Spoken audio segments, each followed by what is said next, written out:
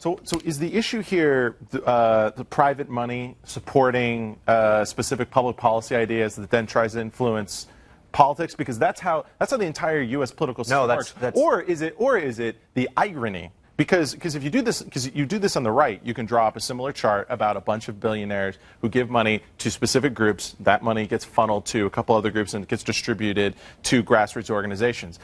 It seems to me that the difference is that the reason we started with President Obama talking about this is that one is they create the perception on the left, and on environmentalism specifically, they are running what I would call a massive deception operation against the American people. Look, a lot of people know that when you're talking about different industries, there's a lot of money from the top and funneled from different places. But when you're talking about environmental groups, they are very clearly trying to create the perception of these groups being just people getting together talking, when it's the CEO of Google and the CEO of other major companies writing all the checks. But that happens in the war against Obamacare too, because there's a lot of grassroots anti-Obamacare groups that I completely support everything they're doing. That if you trace their money, it's going to go back to one or two people. But it's even more insidious than that, because forget about the fact of perception, which I think you agree that the left wants to create the perception. This doesn't happen on their side. I think that's the big story. But Anthony, there's here. also a collusion that exists here between Obama's EPA. This is from the report. Under Obama's EPA, they've given more than $27 million in taxpayer-funded grants to major environmental groups,